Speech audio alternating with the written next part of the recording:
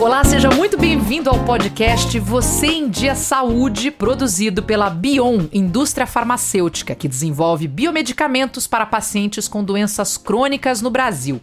A série de podcasts que leva até você temas atuais e relevantes sobre saúde, trazendo médicos e profissionais renomados para tratar desse assunto que é o maior investimento em bem-estar que você pode fazer. E o nosso tema de hoje é telemedicina e oncologia. Como a telemedicina ajuda pacientes com câncer? Quais são os limites do atendimento remoto? O que são os desfechos clínicos e como eles podem afetar a decisão por uma operadora de plano de saúde? Quais são as novidades para o tratamento do câncer apresentados na 7ª edição do Congresso Todos Juntos contra o Câncer? E como a telemedicina vem ajudando no combate à doença? Nós vamos explorar esse tema hoje aqui no podcast Você em Dia Saúde. Eu sou a Marina Machado e junto comigo terei 3 entrevistados para essa conversa. Começo convidando o professor Xiaolong Wen para nos dar uma visão médica. Ele é médico, professor associado da USP, chefe da disciplina de telemedicina da FMUSP, é líder do grupo de pesquisa da USP em telemedicina e membro da Câmara Técnica de Informática em Saúde. Não tem ninguém melhor para falar do assunto, Dr. Xiao. Obrigada pela entrevista. Bom, é uma grande satisfação estar participando desse podcast com vocês e eu espero poder responder a todas as perguntas.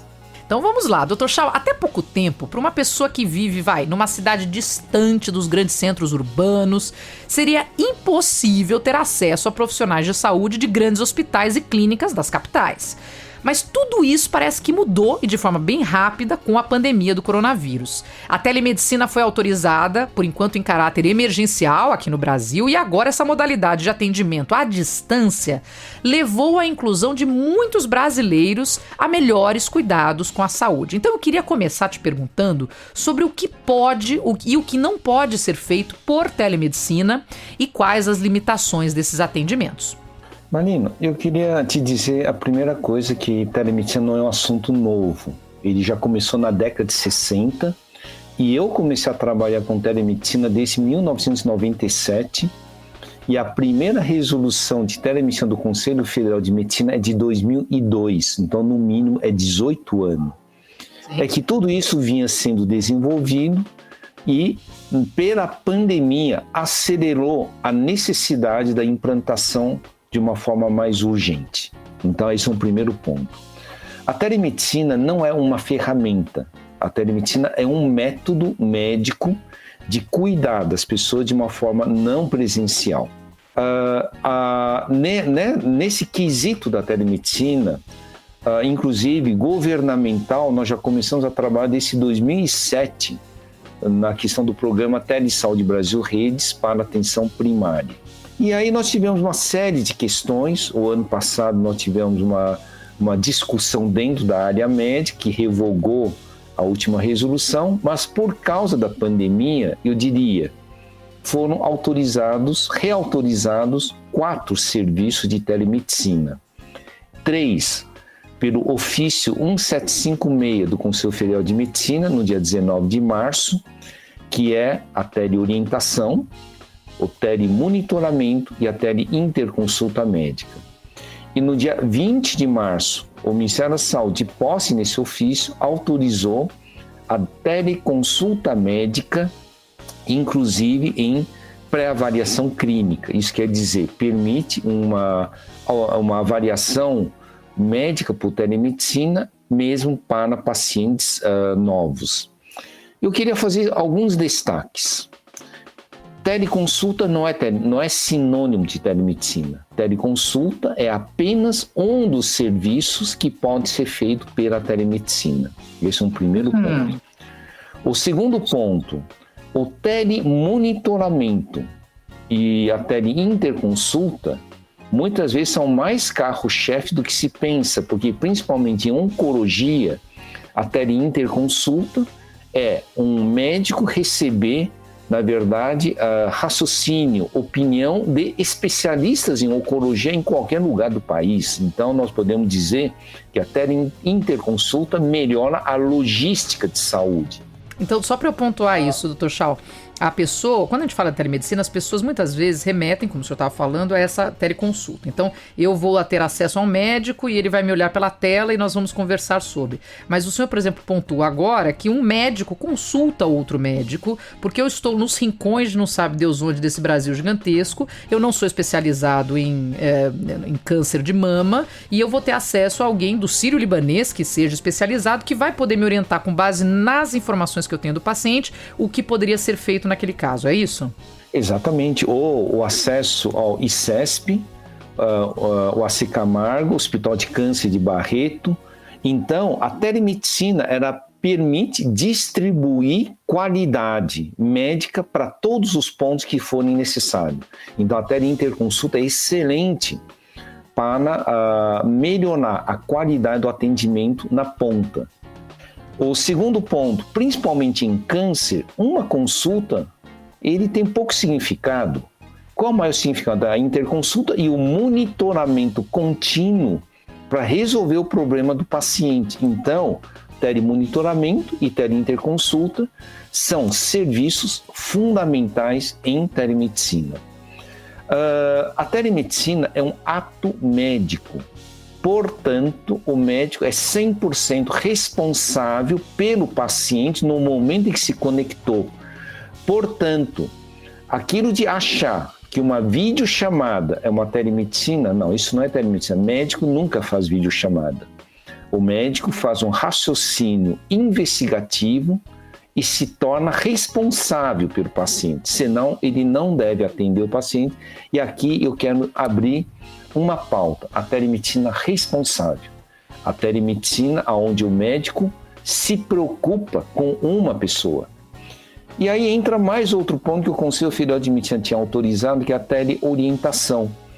Uma pessoa que tem câncer é um tratamento contínuo, crônico. Eu preciso orientar a pessoa se ela fez um procedimento ou o que ela precisa fazer para vir para fazer um diagnóstico.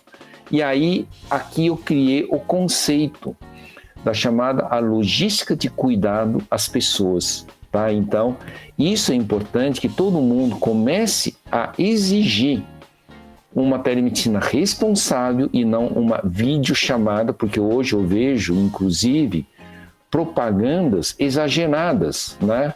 Tipo, telemedicina ilimitada por tal valor. Não, isso é irreal. Nós temos que cuidar das pessoas. Então, o maior caráter do médico é se conectar com o sofrimento de alguém e procurar trazê-lo de volta. Então, nesse exato momento, são 4 serviços que são contemplados por telemedicina e a teleconsulta é um deles. E principalmente em câncer, telemonitoramento, teleorientação e teleinterconsulta devem ser visto como carro-chefe da prioridade de atendimento. Nossa, perfeito, Dr. Shaw, obrigada. E aí só queria chamar a atenção daquele ponto, né? Nem tudo poderá ser feito de forma remota. Vamos ter que ter o encontro cara a cara entre o médico e o paciente, porque tem momentos que você tem que fazer exames físicos na pessoa, para que quem está nos ouvindo não achar que de repente qualquer conversa, mesmo com todo esse cuidado e com toda essa responsabilidade médica, em algum momento você vai ter que encontrar face a face com um profissional de saúde. Você está inteiramente certo e é bom que você tenha frisado isto, porque não existe telemedicina e medicina, só existe uma palavra, medicina. A medicina com a telemedicina se torna medicina conectada. É uma medicina expandida que aumenta o acesso de serviço à saúde. Então, o que você falou está inteiramente certo. Nós temos uma medicina híbrida com a telemedicina, onde nós tomamos as decisões, a melhor escolha ao paciente. Aí você pode perguntar, mas quando que a telemedicina pode ser melhor do que a medicina? Exemplo, isolamento. Eu tenho que proteger o paciente contra contágio. Eu tenho que evitar que ele se desloque desnecessariamente e venha para o hospital desnecessariamente. Então, a melhor escolha se chama telemedicina. Eu quero evitar que o paciente tenha que viajar 600 quilômetros só para eu contar o resultado do exame. Isso se chama humanização e a melhor escolha é telemedicina. E eu vou dizer uma coisa, a palavra medicina vem da expressão saber o melhor caminho e depois foi agregado de cuna. Então, cabe ao médico que detém um conhecimento saber o melhor caminho em prol ao paciente. E aí ele pode escolher o presencial ou o conectado. Se o conectado, como conjunto, traz o melhor benefício combinado ao paciente, ele faz essa escolha desde que isso não gere nenhum perigo ao paciente, tá? Então você definiu agora há pouco a palavra medicina conectada. Perfeito, obrigado, doutor Schauer. E eu tenho só mais uma perguntinha para a gente encerrar essa parte, porque muita gente torceu o nariz no início, mas parece então que a telemedicina veio para ficar não só no Brasil e no mundo, vem avançando. O senhor já até apontou que já temos aí 18 anos de telemedicina. Por aqui estima-se que já tenhamos chegado a 2 milhões de atendimentos e consultas remotas desde o início da pandemia. Até o fim do ano, a telemedicina deve representar 25% do total de consultas em ambulatórios nos hospitais privados do Brasil.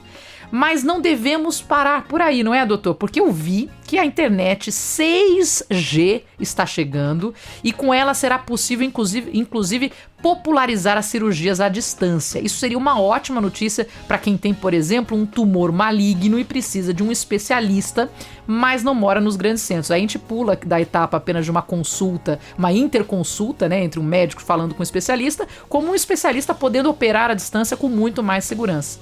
Eu vou dizer que nós estamos entrando na década da medicina conectada 5.0. O 5.0 não se refere nem a 5G nem a 6G, se refere à sociedade 5.0, quando nós convivemos já com a inteligência artificial, com a hiperconectividade e com a robótica.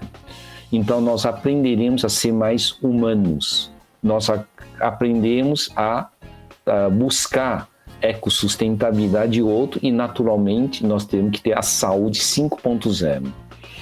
Então, o que você está falando é que nós vamos entrar na década da saúde distribuída. O que é a saúde distribuída? É quando o centro do cuidado não é mais nos hospitais. Os hospitais se tornam um central de referência para levar o cuidado para dentro da casa das pessoas. Então, nós teremos a expansão da saúde conectada domiciliar supervisionada.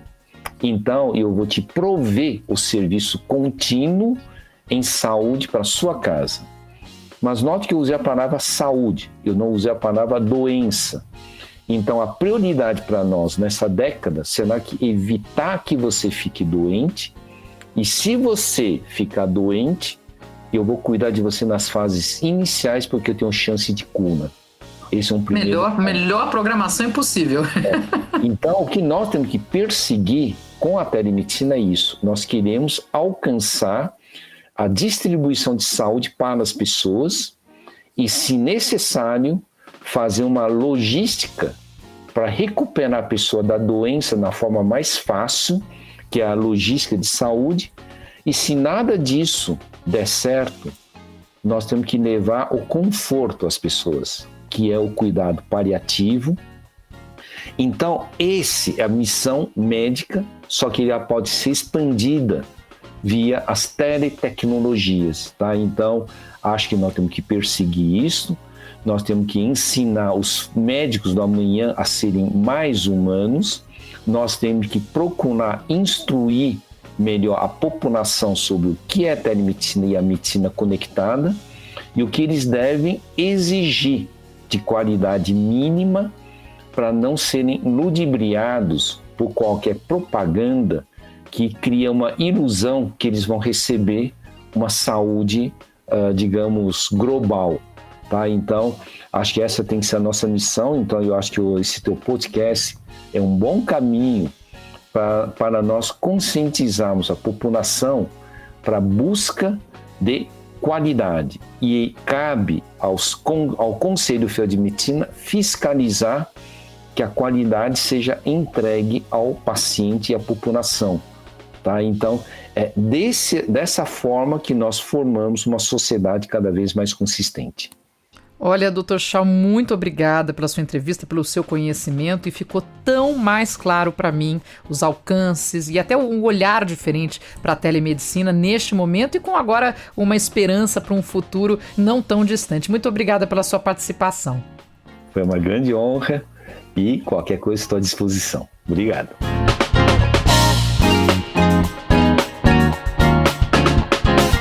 Bom, e agora eu convido para este bate-papo o físico, engenheiro nuclear, especialista em inovação com foco e saúde. Ele é consultor, escritor, palestrante, Clemente Nóbrega. Clemente, muito obrigada por conversar com a gente. Eu que agradeço, muito obrigado por poder trocar ideias aqui com vocês. É um prazer estar aqui. Adorei o seu currículo, físico, engenheiro nuclear, especialista em inovação e foco. Você é o máximo já, Clemente. Obrigada, adorei. Muito obrigado. Essa história de físico, engenheiro é coisa do passado. Eu já... Mas faz parte, né? Não pratico mais a profissão, mas sou realmente físico, sou engenheiro nuclear e já pratiquei a profissão. Hoje é outra coisa. Bom, então vamos à parte do tema de hoje, né, Clemente? Eu queria saber como é que a telemedicina pode auxiliar nos desfechos clínicos. Aliás, eu queria apresentar esse termo para os nossos ouvintes, porque eu mesma fiquei muito curiosa para entender o que é o desfecho clínico, e aí a gente liga com a telemedicina, que é o tema de hoje. Muito bem, a questão do desfecho em saúde, ela tem se colocado ultimamente como uma saída para se reformar os sistemas de saúde pelo mundo. Pelo seguinte, tentarei ser objetivo, a saúde evoluiu, a prestação de serviço em saúde evoluiu por razões históricas de uma forma tal que nós não conseguimos correlacionar o que o médico faz, o que o prestador de serviços faz, com o resultado para a qualidade de vida do paciente. O desfecho é exatamente trazer o paciente para o centro do sistema e considerar, qualificar o trabalho do médico, do prestador, o efeito do medicamento, o efeito da prótese, todas essas coisas que fazem parte de tratamentos de saúde em geral, relacioná-los com o que acontece de fato com a vida, com a qualidade de vida do paciente após ele ter se submetido ao tratamento. Então, por exemplo, uma pessoa que tem dor de coluna, por exemplo, tanta gente que tem, é um exemplo que eu sempre dou, porque todo mundo conhece alguém que sofre da coluna. Essa pessoa procura um médico e ele faz o melhor, faz os exames, faz todo o diagnóstico e sugere cirurgia, se não tiver outro jeito. Se coloca uma prótese que não é barata no paciente, a cirurgia também não é trivial. E o doente, se tudo dá certo, vai para casa com votos de boa sorte. Procure um fisioterapeuta para fazer seus exercícios, que tudo corra bem para você. Ninguém se preocupa normalmente com o que acontece depois. Ninguém visita esse paciente para saber se ele, que não podia pegar o neto no colo por causa da dor de coluna, está podendo. Se ele que precisava andar com uma bengala ou não conseguia levantar da cama de manhã, se está conseguindo. Se ele não conseguia ir ao shopping, se ele está conseguindo. Isso é, são métricas triviais para a qualidade de vida. Nós não estamos falando do remédio que foi usado, do protocolo que foi seguido ou não, da qualificação do médico, nada disso. Nós estamos apenas querendo saber se o que foi feito produziu desfechos, e aí está a definição do termo, que tem a ver com a qualidade de vida do paciente. Pode parecer estranho, mas isso não existe em saúde. Existe, não é por maldade nem culpa, é pela forma como historicamente a profissão médica foi sendo exercida. As regulações, as normas, enfim, o conjunto de circunstâncias históricas acabou levando a isso. Não é proibido que se faça isso, só que ninguém faz. Então nós pagamos os médicos, os prestadores, os hospitais, tudo, pelo que ele faz, e não pelo efeito do que ele faz na vida do paciente. Fantástica essa visão. É isso, porque na verdade eu quero resolver um problema, mas resolver o problema é uma coisa que envolve muitas ações e muitos agentes. Então não é só a cirurgia, o hospital, o atendimento, né? Eu preciso ficar boa no final das contas. Exatamente. Nesse sentido, você me perguntou antes, a telemedicina nisso. A telemedicina, nós chamamos de telemedicina ou às vezes chama de telesaúde ou de teleassistência, é qualquer intervenção remota que não demande a necessidade de haver um médico e um paciente face a face, em contato epidérmico, vamos dizer, né? Pode ser pelo computador, pode ser por tecnologia, pode ser por robô, pode ser pelo que quiser. Isso não importa. O que interessa, eu volto a dizer, é a telemedicina, são essas intervenções cada vez mais precisas, cada vez mais de qualidade irrefutável, que a gente possa medir os desfechos dela. A maneira da gente qualificar qualquer ato médico é através do desfecho. Telemedicina, ou a atividade presencial do médico, ou o exame que se faça, ou um aparelho caro que se use, ou uma prótese dispendiosa que se coloque, isso tudo é meio para que se atinjam bons desfechos. A telemedicina é mais um. Qual é a vantagem da telemedicina? Porque a telemedicina veio para ficar. Olhando a telemedicina como meio para se produzir bons desfechos, que é o que importa. É que é muito mais barato normalmente. Pelo menos certas intervenções, não todas ainda, porque nem todas têm volume suficiente, mas a tendência é que a gente consiga fazer intervenções sofisticadas à distância, remotamente, com ou sem a presença de um médico do lado de lá, pode ser via robótica, pode ser milhões de coisas. Eu não estou interessado na tecnologia em si, mas sim no efeito que aquilo produz, de novo, na qualidade de vida do paciente, no desfecho. Por isso que é importante.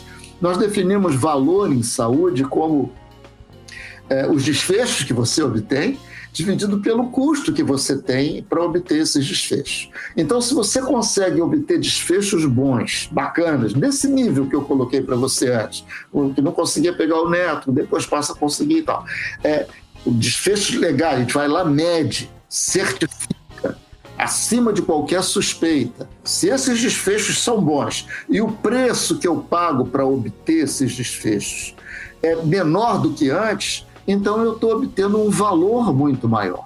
Agora, por exemplo, eu como paciente, eu quero contratar uma operadora que tenha bons desfechos. Só que eu imagino, né, que em casos como, por exemplo, pacientes com câncer, que nós também temos como tema hoje, que demandam múltiplas frentes de ação para o tratamento da doença. Tem uma cadeia de atendimento muito grande. As operadoras têm dados para mostrar para mim, que quero contratar, ou para uma empresa, que vou dar essa operadora aqui como plano para todos os meus funcionários. As operadoras têm dados que mostram os desfechos clínicos? Ainda não. Dando uma resposta curta e grossa, como se diz. Adorei. Ainda não tem. As operadoras querem fazer essa transição, os hospitais querem fazer essa transição. Transição do que para quê? Transição do modelo atual, que é um modelo em que os dispêndios, as remunerações são pagas para quem faz intervenções nos pacientes, e acabou, sem considerar os desfechos, para um modelo que as remunerações estão vinculadas ao desfecho que é produzido. E aí sim, aí é o que a gente chama de saúde com base em valor, remuneração com base em valor. Isso é muito mais fácil de falar do que de fazer, porque historicamente, de novo, todas as estruturas de todos os prestadores são condicionadas para o chamado fee for service, o que significa eu ganho pelo que eu faço e não pelo que eu produzo. Eu ganho pelo serviço que eu presto e não pelo desfecho que eu proporciono ao paciente. Todo mundo, isso é unânime no mercado de saúde, prestadores de serviço, operadoras, hospitais, a indústria médica de equipamentos, de remédios e de próteses, não há quem discorde de que isso tem que ser feito. Mas é muito mais difícil do que de fazer do que de falar, por causa disso que eu falei. As estruturas que estão montadas, as formas de remuneração, a maneira de trabalhar, tudo isso foi montado para o modelo que a gente está querendo aos pouquinhos sair dele. E você tocou num outro ponto fantasticamente importante. Para que a gente possa fazer essa transição, é necessário olhar toda a linha de cuidado do paciente. exatamente, não adianta a gente imaginar um paciente oncológico ou qualquer outro que entra num processo assistencial de cuidado sem a gente considerar o efeito total do que é feito com ele, porque o desfecho não vem de um cirurgião muito bom, não vem de uma prótese excepcional, não vem de um remédio muito legal, não vem de um hospital com instalações extraordinárias, vem disso tudo. Vem da sequência dessas coisas. O desfecho é o que é experimentado pelo paciente da qualidade de vida. Então, a remuneração não pode ser mais pelo que cada item desses representa. A taxa do hospital, ou a taxa do cirurgião, ou do anestesista, é uma remuneração só que vai depender do estado em que ficou o paciente lá. Ninguém faz isso ainda.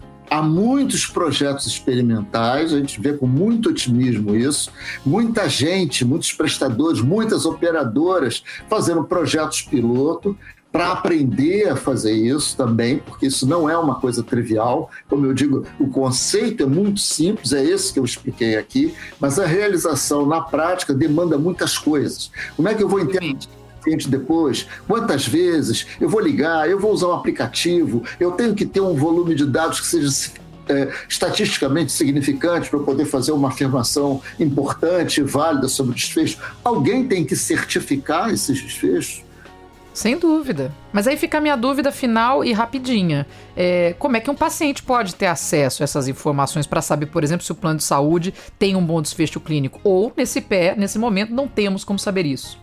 Nesse momento, nós não devemos demandar, nós como pacientes, via a ANS, a agência reguladora, por exemplo, está muito interessada em fomentar iniciativas que levem a isso, mas é a demanda dos pacientes que também não são bem informados pelas mesmas razões históricas.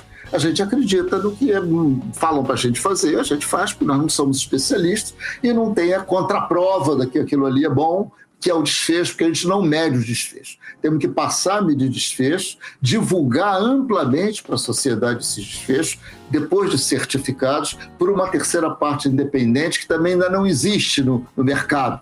Mas tem muita gente se interessando em aprender isso, porque esse é o futuro. Perfeito, Clemente. Olha, fico agora com muita vontade de só ver desfechos clínicos bons e acho que é perfeito o seu posicionamento de que temos que pressionar porque esse conhecimento tem que ser espalhado, né, para que as pessoas saibam o que pedir, o que demandar e quem sabe a gente consegue daqui a algum bom tempo, porque obviamente não é algo rápido, ter já um processo e uma cadeia de análise, integração e avaliação para os desfechos clínicos. Muito obrigada pelos seus esclarecimentos, Clemente. Eu que agradeço. Conte comigo. Um abraço para vocês. Bom, e antes de chamar a nossa próxima convidada, eu queria apontar como a telemedicina é importante, especialmente para quem vive nos rincões do país. Ela chegou a ser promessa de campanha de um candidato à prefeitura de Manaus nessas eleições municipais de agora de 2020. Ele prometeu melhorar a qualidade da internet, visto que a zona rural sofre com os problemas de atendimento na área da saúde. Em algumas comunidades, quando tem unidade básica de saúde, o médico comparece apenas uma vez no mês. E muitas vezes não há enfermeiros para facilitar esse atendimento. Só que, então imagine só essa dificuldade que as pessoas vivem. E para seguir no nosso tema telemedicina e oncologia, eu convido agora a Merula Stigl, que é paciente de talassemia em tratamento há 50 anos, que é presidente da Abralha, Associação Brasileira de Linfoma e Leucemia, e idealizadora do movimento Todos Juntos contra o Câncer. Merula, muito obrigada pelo seu tempo. Obrigada pela oportunidade da gente estar dando espaço aqui para falar a visão do paciente nesse podcast tão importante. Bom, Merula, recentemente aconteceu o 7º Congresso Todos Juntos contra o Câncer e ele ocorre num período em que a gente fala muito sobre a doença, né? A gente tem o Outubro Rosa, chamando aí a atenção para o câncer de mama, aí vem o Novembro Azul, que alerta sobre o câncer de próstata. Nos conte um pouco sobre o que foi abordado de mais relevante no Congresso. O Congresso Todos Juntos contra o Câncer tem o fio condutor na sua programação e a Política Nacional de Prevenção e Controle do Câncer. Então, são aproximadamente 41 debates em 5 dias de congresso, aproximadamente 170 palestrantes que trazem para esses painéis aspectos importantes do funcionamento do sistema. Então, como que está na prática o diagnóstico, as barreiras enfrentadas pelos pacientes. E depois de cada painel, o objetivo é estabelecer ações co-criadas para que a gente possa, de ano em ano, avançar no aprimoramento do sistema e principalmente no aprimoramento na implementação da política nacional. Porque sempre no Brasil a gente é excelente em fazer política e lei, mas muito fraco na execução. Então, o movimento funciona como um monitor para promover o debate e depois, ao longo do ano, fiscalizar a implementação das ações e também impulsionar que essas ações sejam implementadas por todos os atores. E quem são esses atores? Sociedades médicas, ONGs, hospitais, gestores públicos, a mídia, as indústrias. Cada um tem o seu papel importante dentro desse ecossistema. Então, o que a gente está fazendo é orquestrar um esforço colaborativo para tentar diminuir ações realizadas por cada ator isoladamente. Então, concentrando tudo através desses grupos de trabalho que compõem o movimento e se reúnem uma vez por mês depois do Congresso.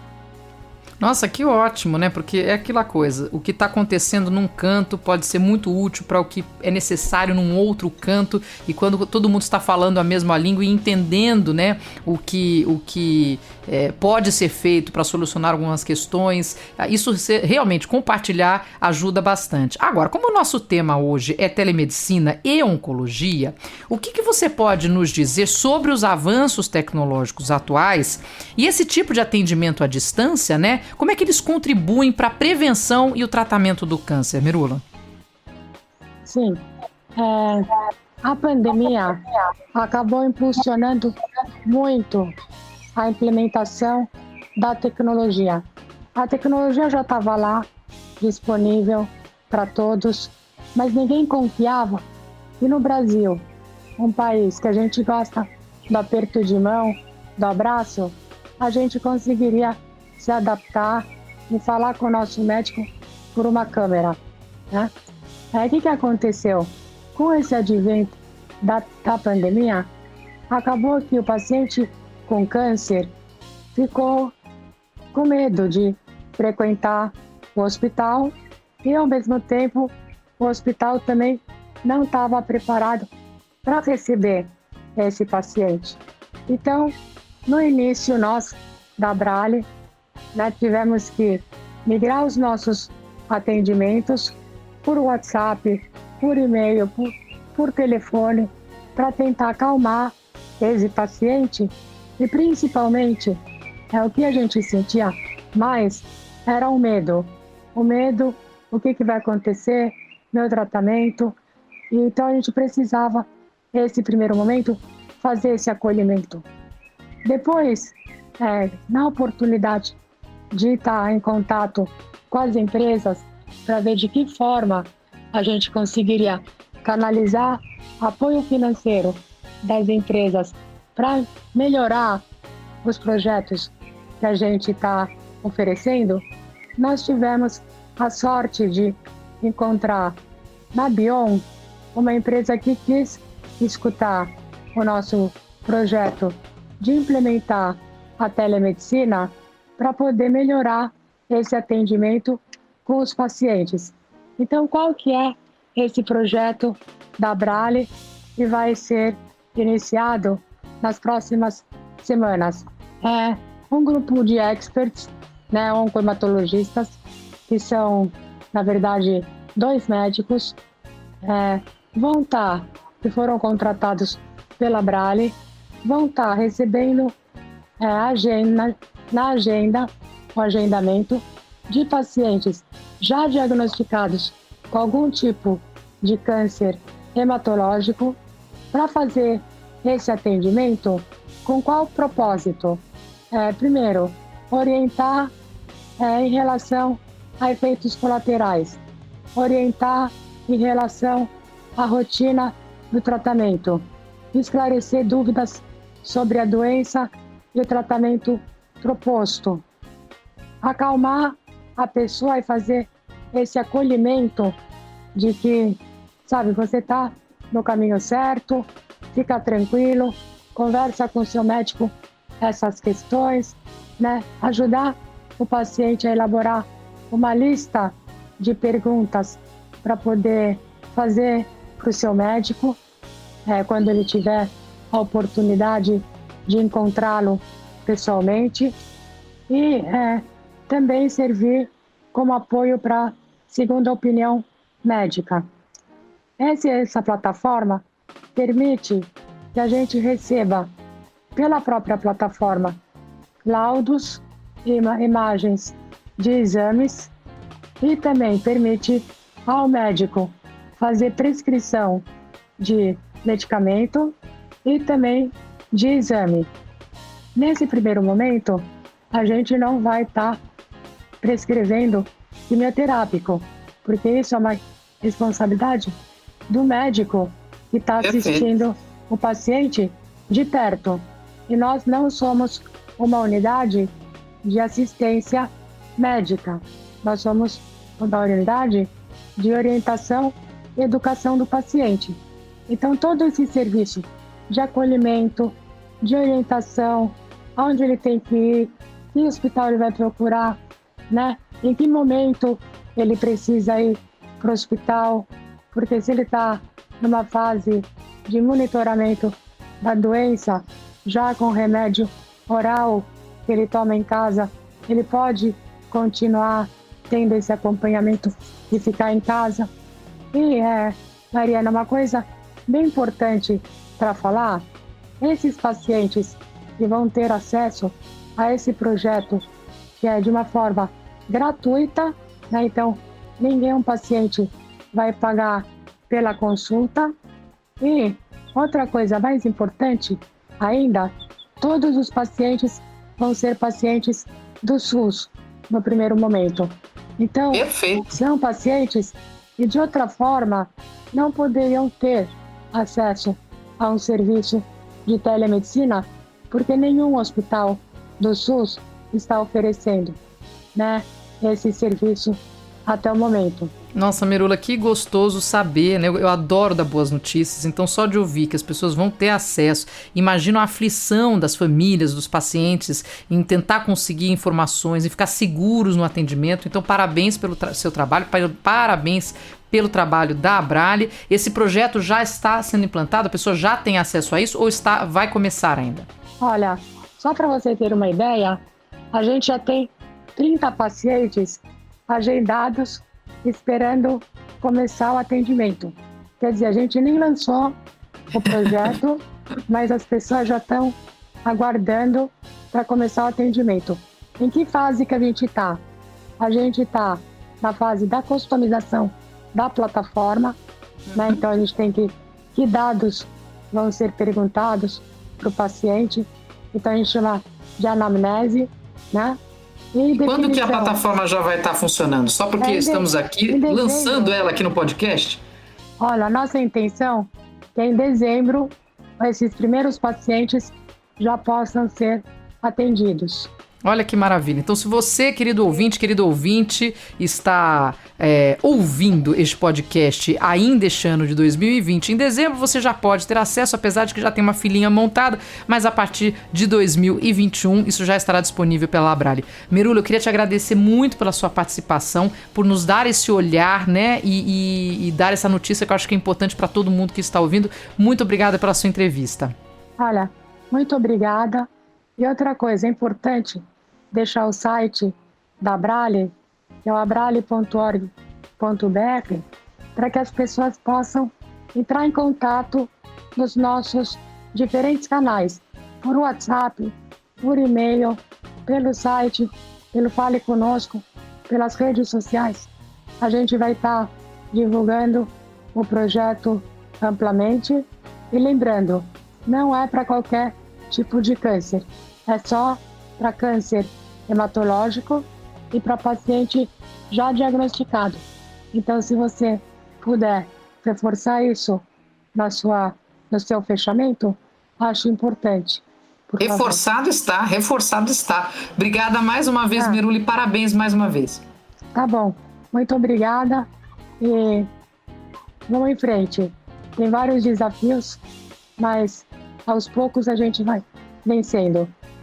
E eu volto a agradecer os nossos 2 primeiros convidados, o Dr. Xiaolong Wen e o Clemente Nóbrega pela entrevista, e um obrigado especial a você, o nosso ouvinte. Eu tenho certeza que saímos deste encontro com muito mais conhecimento. Eu sei que saí, então você também saiu. E conhecimento é investimento na saúde, sem dúvida. Este foi o podcast Você em Dia Saúde, produzido pela Bion Indústria Farmacêutica, que desenvolve biomedicamentos para pacientes com doenças crônicas no Brasil. E aqui nós tratamos do tema telemedicina e oncologia. Eu sou a Marina Machado, te espero no próximo podcast. Não perca, vai ser muito bacana, eu aguardo você. Ouça os episódios semanais do Você em Dia Saúde nos principais agregadores de podcast. Comente, avalie e compartilhe nas redes sociais. Bion, Vida à Ciência.